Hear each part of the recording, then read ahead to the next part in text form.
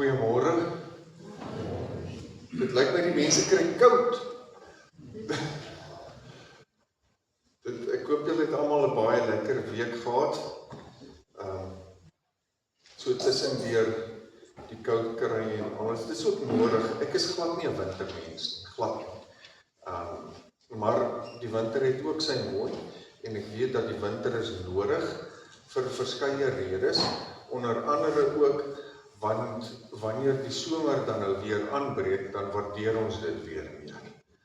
So, ek weet nie, is hier van julle wat wintermense is, wat meer hou van die winter as van die somer? By julle is 'n handjie vol. Ek is bly dat daar is mense wat hou van die winter, ek hou nie van die. Ek hou van, soos ek sê, daar is seker goed. Winter is onder andere die jagseisoen, so daarna sien die mens natuurlik altyd uit, maar afgesien daarvan hou ek nie van al die dood en die koud kry en die goeders nie, dit is nie vir my lekker nie. Ons teks vanmôre is 1 Korintiërs hoofstuk 8, ons vers 1 tot 13, en die tema is die domino effek. Dit is eintlik 'n redelike bekende teks. Ons praat baie oor die teks, sonder dat 'n mens regtig weet dat dit hier staan. So ek sien daarna uit om saam met julle hieroor te gesels vanmôre, bietjie uit 'n ander hoek uit na dit te kyk, maar sonder dat ek nou te veel daaroor sê, ons gaan nou meer daaroor praat. Ons gaan nou begin deur lekker saam te sing, onsself weer lekker op te warm en lekker warm te sing, met ons 2 lofprysingsliedere, 514 vers 1 tot 2, bekende liedere, die eerste, ek weet verseker, en dan lied 530 vers 1 tot 3, praat ek mense engele tale, en dan ons aanbiddingslied wat ons ook staande sing, is lied 451 vers 1 tot 3, aan die Vader dank en eer. Kom ons staan, en dan sing ons lekker saam.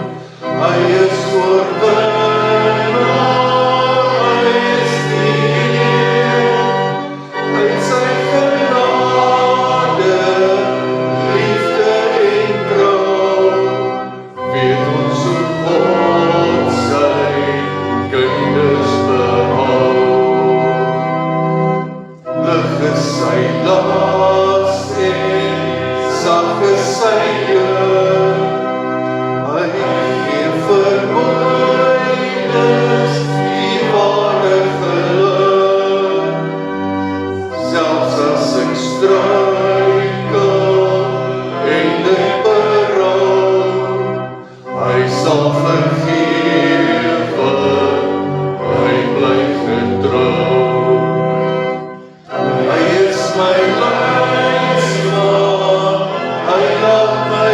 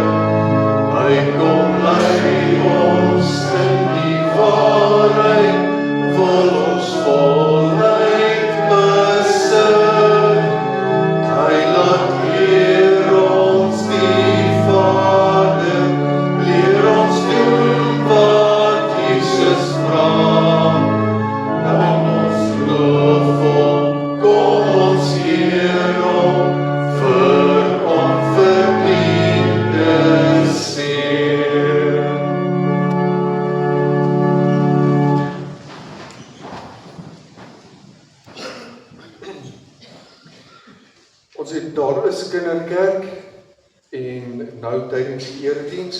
Vanmôre na die erediens het ons kerkraadsvergadering.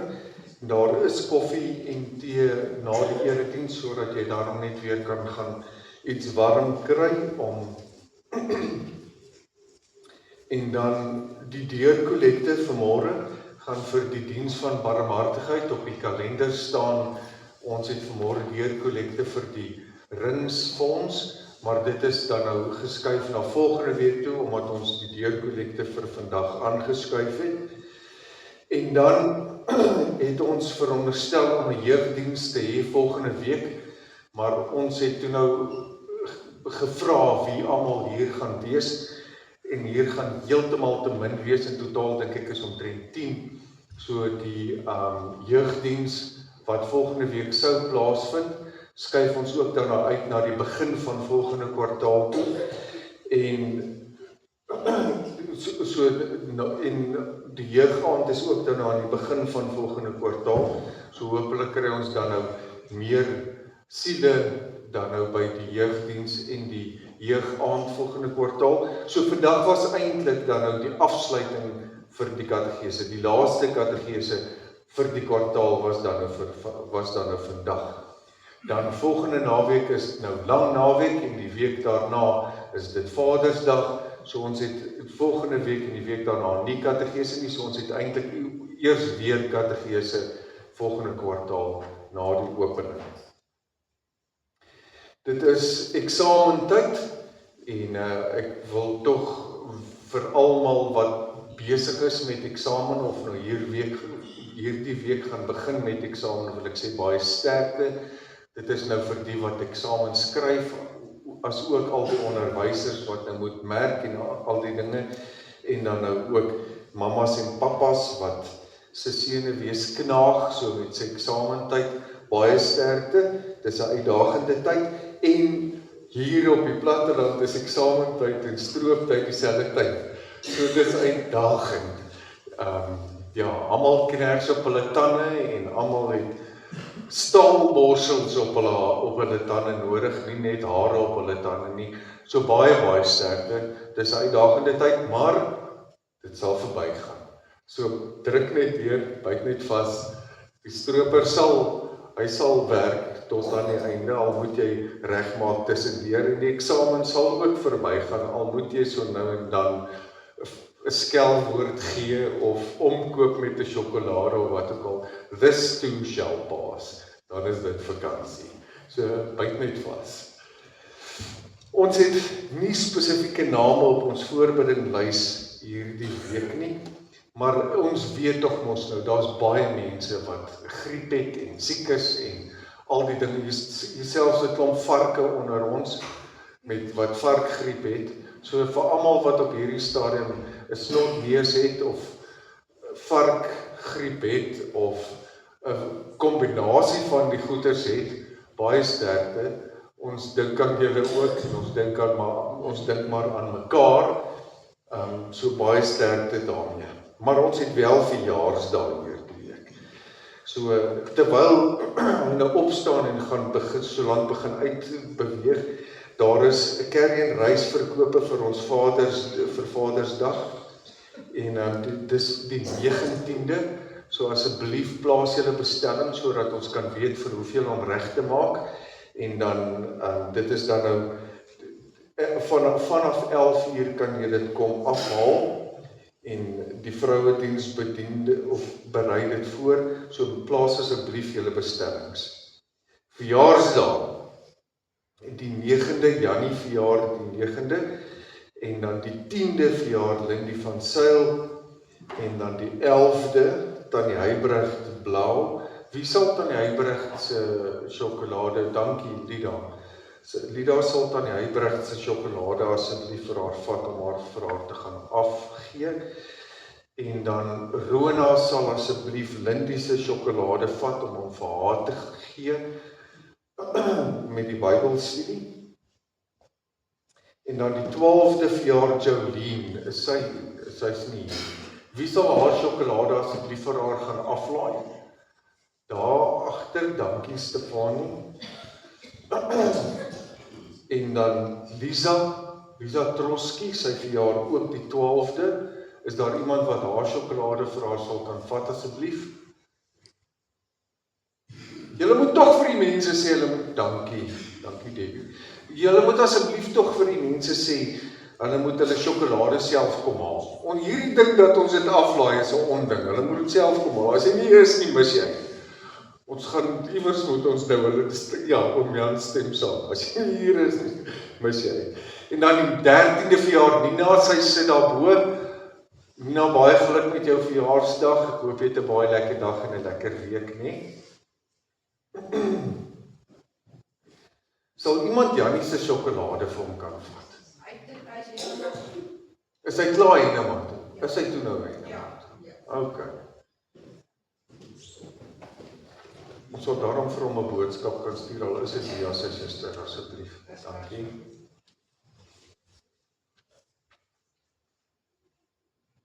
En dan is dit nou ten opsigte van die afkondigings.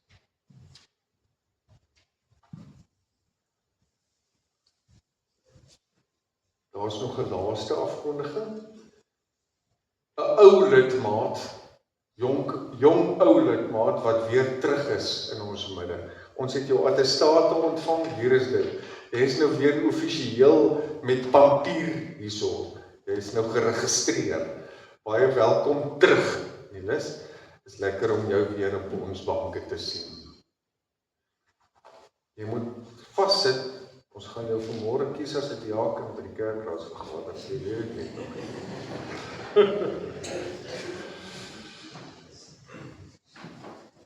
Ons aanvangswoord is vanmôre die immer bekende Psalm 8. Lees saam met my. Vir die musiekleier op 'n getiet, 'n Psalm van Dawid. Here, ons Heer, hoe magtig is u naam oor die hele aarde, u wat u luister bo die hemelruim vestig.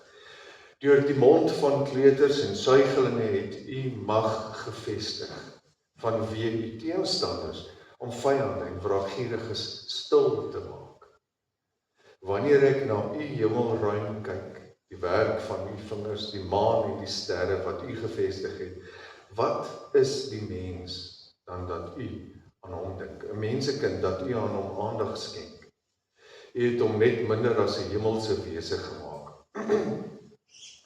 U het hom met eer en majesteit gekroon. U laat hom heers oor die werk van u hande. U het hom met eer en majesteit gekroon. U laat hom heers oor die werk van u hande. U het alles onder sy voete gestel. Al die kleinvee en die beeste, ja selfs die diere van die veld, die voëls van die hemel, die visse van die see wat verbytrek op hul roetes deur die oseane. Here, ons Heer, hoe magtig is u naam oor die hele aarde. Hierdie God wat alles gemaak het, waarvan ons lees in Job dat hy die seekoei met 'n stang kan vasbind en die Leviathan onder sy mag stel, is dieselfde mag is dieselfde Here wat aan jou dink en moeite doen met jou, is dieselfde Here wat vanmôre hier is. En daarom kan ek julle groet in die naam van die almagtige God wat ook in 'n verhouding met jou staan. Ek groet julle in die naam van God die Vader, God die Seun en God die Heilige Gees. Terwyl ons sit, gaan ons na toetrede sing, lied 284, ook 'n baie bekende lied, Laat Heer u vrede deur my vloei.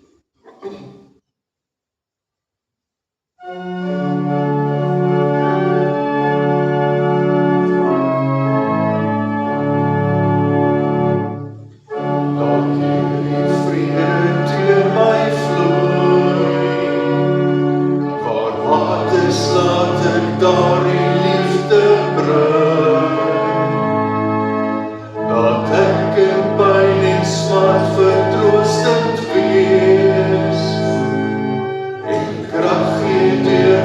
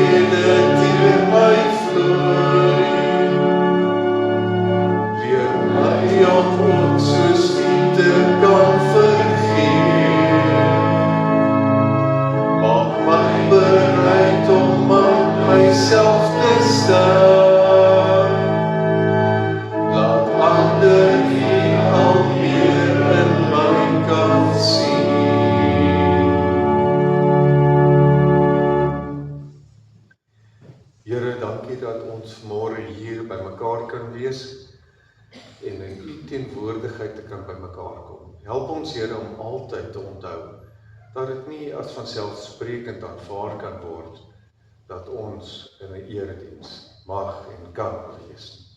Dis 'n voorreg. Dit is U wat dit so bewerkstellig en daarom sê ons vir U dankie.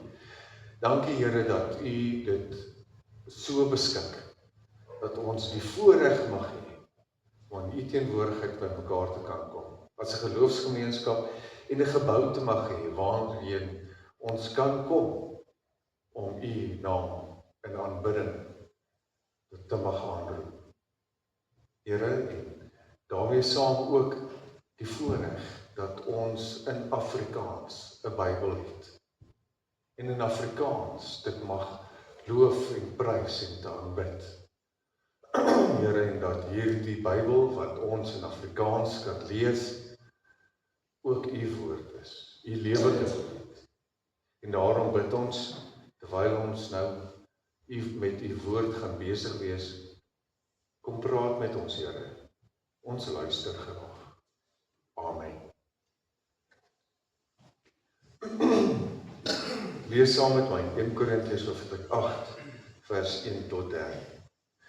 Wat die afgodsoffers betref, stem ons saam. Ons het almal kennis. Kennis maak verwaand, maar liefde bou op. As iemand dink hy weet iets, is sy kennis nog nie soos dit behoort te wees. Maar as iemand God liefhet, word hy deur hom geken. Wat die eed van afgodsoffers betref, weet ons, daar bestaan geen afgod in die wêreld nie. En daar bestaan geen God nie, behalwe een. Selfs al is daar inderdaad sogenaamde gode in die hemel of op die aarde, en net so ook baie gode en baie here. Vir ons egter is daar een God, die Vader uit wie alles is, en ons vir hom, en een Here, Jesus Christus, deur wie alles is, en ons deur hom. Maar nie almal het hierdie kennis. Sommige is nog so gewoond aan die afgod, dat hulle steeds die vleis eet as 'n afgodsoffer, en hulle gewete, wat swak is, word besoedel. Kos bring ons nie nader aan God nie. As ons nie sou eet nie, ly ons nie gebrek nie. En as ons sou eet, het ons nie oorvloed.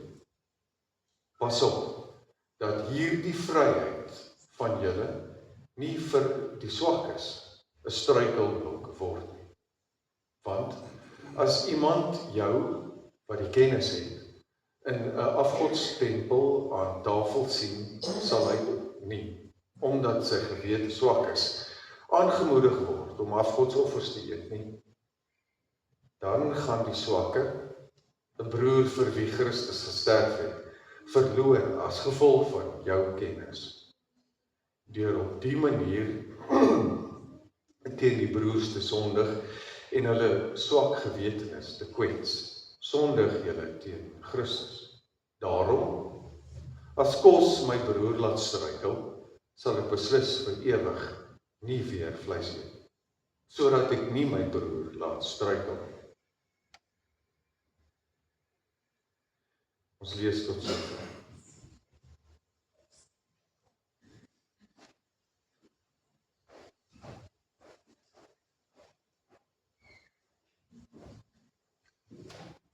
Ons almal het al domino's gepak en dan hom so gestamp en dan val hulle so in 'n ry om. Julle ken dit, né? Daar is ook op onder andere YouTube video's waar ouens ongelooflike goed doen met die domino effek. Wat hulle allerhande skillerye maak en ek het nou die dag een gesien wat hulle groot vertrek wat die domino so regop staan en dan stamp hulle die een en dan val dit so plat en dan as alles plat geval het dan sit afbeelding van die Mona Lisa. Dit is ongelooflik wat hulle kan doen met hierdie domino's. Maar die punt is, ons almal ken die domino effek. Dat as die een ding begin, dan dra die energie word oorgedra na die volgende en dan na die volgende en na die volgende en na die volgende. En dan op die einde van die dag is dit hierdie kettingreaksie wat eintlik nooit ophou nie, behalwe as die laaste een dan nou omval. Nou, in hierdie teks word daar tot 'n mate van hierdie domino effek gepraat, hierdie kettingreaksie. Dat dit wat die een doen, het 'n invloed op die ander. Daar's hierdie filosofie ook in die moderne wêreld, ons weet daarvan, ek is seker jy het al daarvan gehoor, die butterfly effek. Dat as en die konsep sê, of die teorie sê, dat as 'n vlinder vlerke klap hier, is die kettingreaksie en die energie wat vrygestel word so groot, volgens teorie, dat dit 'n orkaan iewers in die ooste kan veroorsaak. Dis die teorie. Nou, dit alles kom neer op hierdie kettingreaksie beginsel.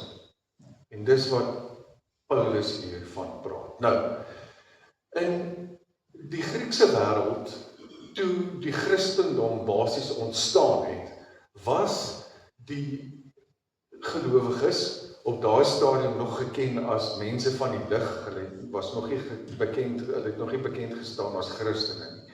Hulle was mense van die lig. Het hulle as patriote en die eerste verkenners van die Christelike geloof in die bekende wêreld in daai tyd, het hulle vrae gehad oor hoe moet ons hierdie evangelie wat Jesus aan ons bekend kom maak het, hierdie evangelie wat die apostels verkondig en oorlewer, hoe moet ons hierdie evangelie leef in die wêreld waarin ons leef? Ons vra vandag nog steeds dieselfde vraag, maar ons het daarom nou al dekades en eeue se gelowiges voor ons wat al sekere goed geleer het en sekere goed uitgewerk het en sekere kulture en kultusse tot stand gebring het. So vir ons is dit redelik maklik. Maar vir hierdie ouens wat die eerste gelowiges, Christen gelowiges van hulle tyd was, hulle het nie die leksheid gehad dat hulle vorige gelowiges of oorlewering gehad het waarop hulle kon terugval as hulle 'n sekere vraag gehad het nie. So het hulle toe nou vir mekaar die vraag gehad en het hulle vir Paulus en die ander apostels die vraag gevra, soos byvoorbeeld, hoe maak ons met afgodsoffers vleis? Nou is dit hierdie vraag is eintlik baie nader aan ons lyf as wat ons besef. Almal van ons weet dat daar op 'n stadium hierdie groot boikot was dat gelowiges, Christene spesifiek, moet nie McDonald's eet nie, want McDonald's is afgodsoffers vleis. En jy moet nie halal vleis eet nie, want dis geoffer aan 'n ander afgod. Nee, ons almal ken dit. Op 'n stadium was daar hierdie hele boikot teen Woolies ook vir dieselfde rede. Onthou julle dit? Julle weet mos nou waarvan ek praat, nee? Ons het almal al hierdie vrae gevra. Of kyk, ons moet nie jy mag nie in 'n Indiese restaurant gaan eet nie, want dit is halal, dit is vir 'n ander afgod. Of jy mag nie Chinese kos eet nie, want dit is afgodsoffers vleis. En in die Bybel staan, hierdie teks, jy mag nie afgodsoffers vleis eet nie. En daarmee, kyk, die oomblik as jy hierdie redenasie volg, en die teks so lees, dan wil ek vir jou vra, hoe weet jy of die ou wat by die abattoir werk en die bees geslag het, wat jy nou so graag die biltong van eet, hoe weet jy of hy 'n Christen is? So jy is besig om in kleisand te trap. Jy is op dryfsand. As jy so 'n redenasie volg, dan kan jy eintlik ook nie eens klere dra nie. Want in dieselfde Bybel staan, jy mag nie klere dra wat nie van dieselfde weefstof is nie. So jy kan nie katoen en sy op dieselfde tyd dra nie. En dan kan geen van die klere wat ons vandag dra is 100% van een stof gemaak nie. Alles is van verskillende materiale aan mekaar gesit. So hoe maak ons dan met hierdie teks? Hoe lees ons dan hierdie teks? Nou, om dit te verstaan, moet ons net eers weer 'n tree terug gee na die wêreld waarin hierdie teks ontstaan het. Die ouens in Korinthe wat spesifiek hierdie vraag gevra het geleef in 'n wêreld waar hulle die pantheon van gode aanbid het, Zeus en al die ander gode en dies meer. En onder andere in Korinthe was daar hierdie berg waar al hierdie tempels op een plek, al die verskillende gode se tempels op een plek gebou is. En dit was die Asklepion op die heel hoogste top, en in daai tussen die vierkant basies half in die middel daarvan was 'n piknikarea, en die area die piknikarea se naam was Lerna. Lerna was die area se naam waar die mense dan nou bymekaar gekom het. As hulle nou gaan na 'n kultus bygewoon het of na een van die tempels toe gegaan het om 'n god te aanbid of wat ook al, dan het hulle daar by Lerna, wat nou regtig letterlik 'n piknikarea in die middel van hierdie vierkant was, het hulle dan nou bymekaar gekom en dan het hulle daar saam gekuier. Nou dit is hierdie beeld soos wat julle nou daar sien, is dit wat oorgebly het van daardie tempelterrein en die tuin, die piknikarea Lerna. Nou, omdat almal wat soontoe gegaan het en hierdie gode gaan aanbid het en 'n offer gebring het, vleis nodig gehad het, want dit is hulle het mos nou offers gebring vir die gode, of dit nou Asklepius is, en of dit Ares was, en of dit Ceres was, en of dit Zeus self was, en of dit Aphrodite was, dit maak nie saak nie, almal het offers gebring, en vleis oor die algemeen. Daar was tye, oestyd, waarin ons nou is, dan het hulle nou vrugte ook gebring, maar oor die algemeen het hulle vleis gebring. En Rob, natuurlik, typies mens, was daar ouens wat van die geleentheid raak gesien het en dan nou die geleentheid gebruik gemaak het. So daar was reg rondom, as dit nou so 'n vierkant is, waarin die tempels gebou is, reg rondom was daar slaghuise, soos wat ons dit nou vandag. Mense wat vleis, wat diere geslag het, en dan het jy nou so toe gegaan, dan het jy nou daar jou vleis gekoop, en so tussen hakies, die ouens wat nou natuurlik munt geslaan het daaruit was die priesters. Die ouens wat die slaghuise bedryf het, die blokmanne, dit was nie hulle eie slaghuis nie. Meeste van daai slaghuise was die eienaars van daai slaghuise was die priester self. Want jy het, as jy 'n bok, jy het 'n heel bok gekoop, kom ons sê dis 'n boerbok. Jy het 'n boerbok gekoop, en dan het jy hom laat slag, en dan gaan offer jy eintlik letterlik net 'n blad, of 'n kop, of 'n nek, of wat ook al, en die res van die vleis is dan nou verkoop as braaivleis, letterlik, regtig braaivleis, wat daar in die tuin van Lerna, na 'n piknikarea, dan nou gebraai is en geëet is, en dit was die priesters, omdat dit hulle slaghuis was, omdat dit hulle die vee daar verkoop het hulle die geld daar uitgemaak. Dit klink baie bekend as jy nou vandag dink aan sekere ander kerkgroeperinge. Dit klink baie bekend, nee. Maar in 'n geval, so daar het hulle dan nou bymekaar gekom, daar in hierdie tuin van Lerna, wanneer hulle nou die offers gebring het, dan het hulle nou somme bietjie daar gebraai. En die beste idee, of die beste voorstel wat dit sou wees, is dat die mense het letterlik dan nou, wanneer hulle gaan offer het, want hulle nou sommer daar piknik gehou, en hulle het gebraai, en dan het hulle nou, terwyl hulle daar braai, het hulle sommer daar by mekaar, hulle het hulle vriende genooi en sommer lekker saam fees gevier. Soos wat ons vandag ook maar doen. Maar, typies mens, soos wat ons dit ook maar doen, rondom die braaivleisvuur, word die hele wêreldse probleme mos nou opgelos. Nee? En daar word die beste planne gemaak. En almal vertel vir mekaar daar, of deel daar met mekaar so rondom die braaivleisvuur, deel hulle al die wysheid wat hulle by mekaar gemaak het, selfs wat hulle nog nie eers het.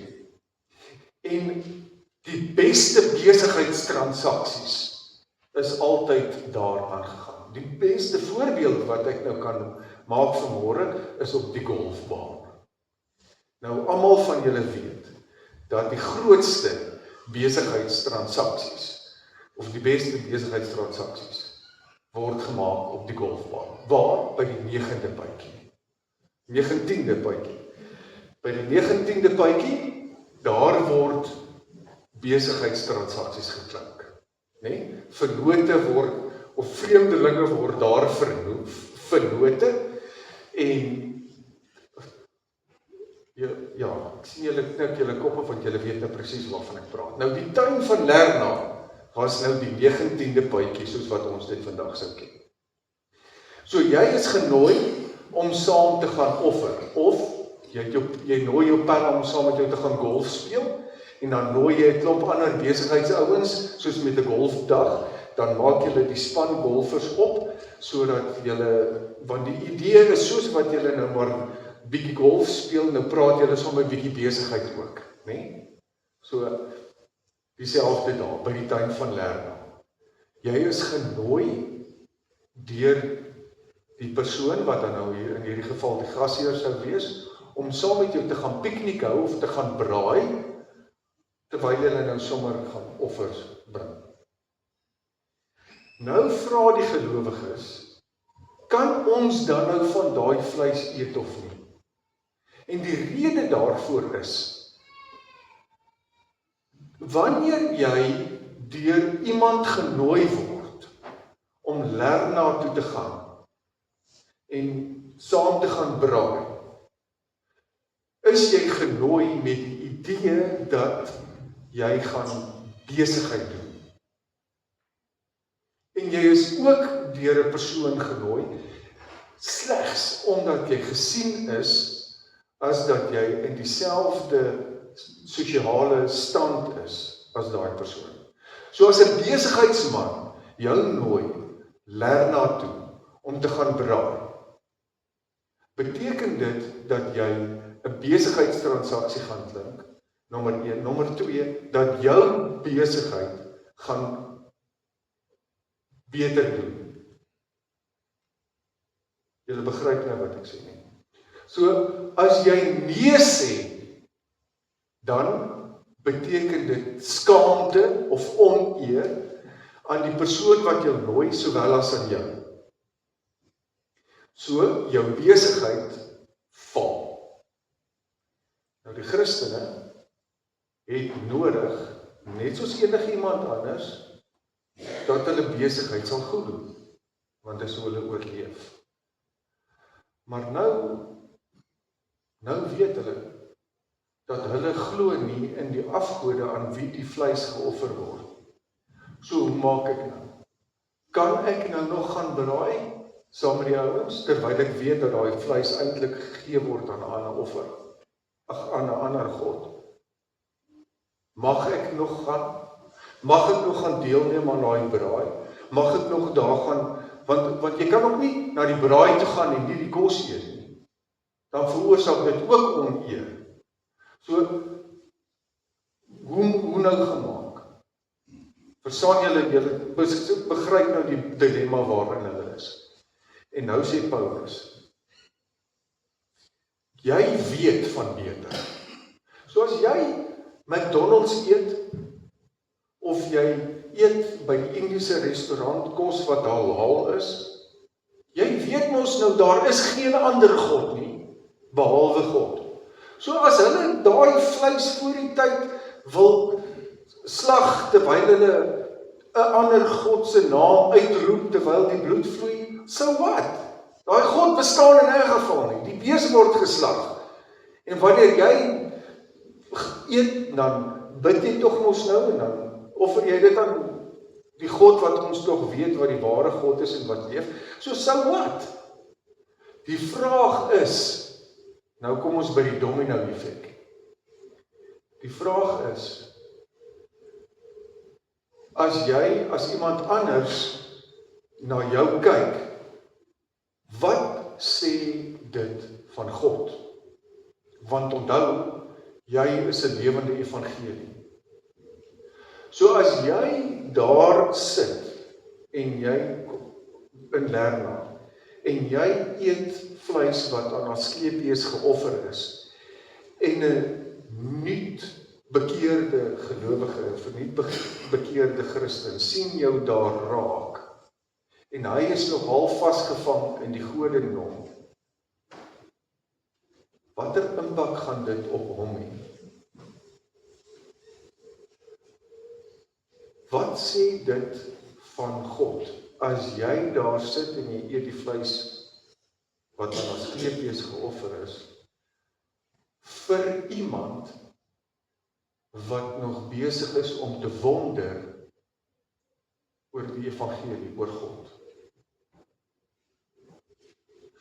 So eintlik praat Paulus hier oor 'n veel groter beginsel. Jy kan afgodsoffer vleis eet. Dit gaan geen verskil maak nie. Daar is in 'n geval tog mos nog geen, sê Paulus, daar is in 'n geval geen ander God nie. So wat maak dit saak? Maar wanneer jy dit doen en iemand anders wat moontlik kan afdwaal, kyk na jou, wat sê dit vir daai persoon oor God?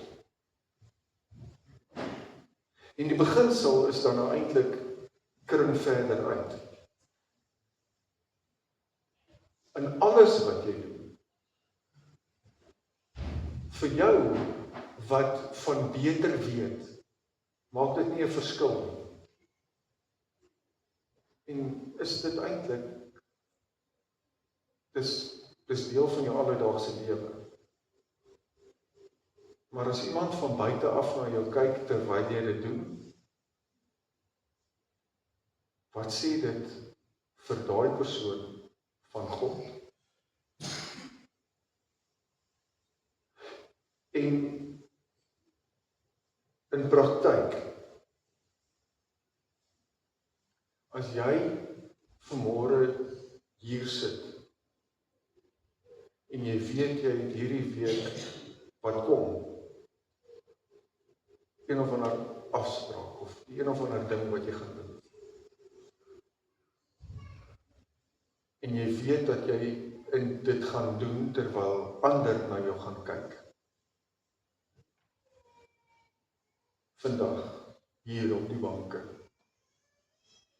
besluit vandag, dat wat ook al jy dit doen, hoe jy dit gaan doen, dat as enige iemand vir jou kyk, wanneer jy dit doen, dat jy dit so sal doen, dat dit die blye boodskap, die evangelie, gaan verteenwoordig. En onthou, nie almal is op dieselfde vlak as jy. So vir jou beteken dit dalk niks. Maar vir 'n persoon wat van buite af kyk, kan dit die verskil wees tussen 'n oorgawe aan God of nie. Daarmee sê ek nie, jy moet elke dag permanent op eiers loop nie. Dis tog absurd. Maar wanneer jy die geleentheid het, doen, leef, praat die evangelie. Asof jy dit doen, leef en praat aan iemand wat dit vir die eerste keer hoor. Dan sal jy vir jouself die vraag gaan afvra, of kan antwoord, of jy afgodsoffers vleis kan eet of nie. Kom ons bid. Here, ons weet tog dat U die enigste God is. Maar ons weet ook dat U vir ons 'n opdrag gegee het om ambassadeurs te wees, Here, en om die evangelie te leef, juis dalk ook aan mense wat die evangelie vir die eerste keer by ons hoor. Help ons om op so 'n manier te leef in enigiets en alles wat ons doen, dat ons nie ons broer tot 'n val sal bring daardeur.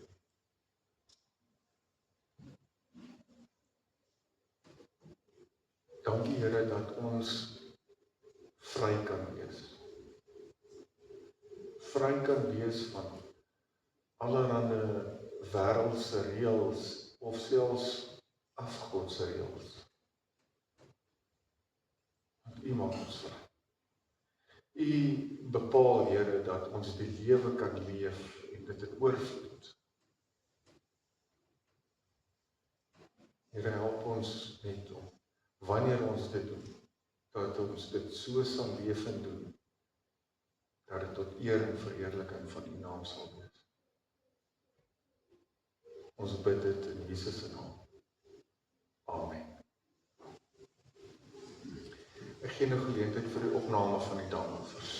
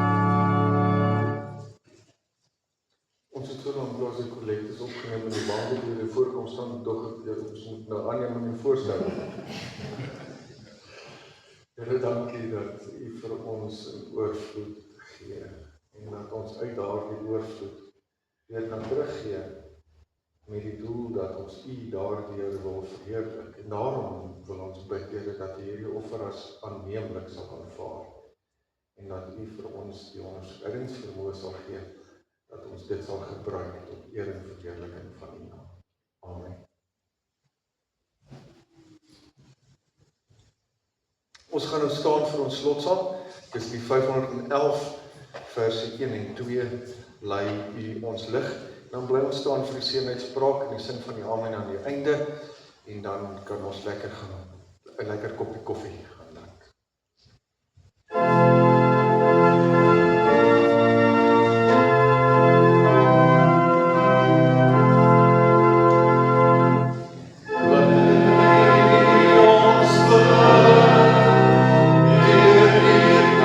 Duisternis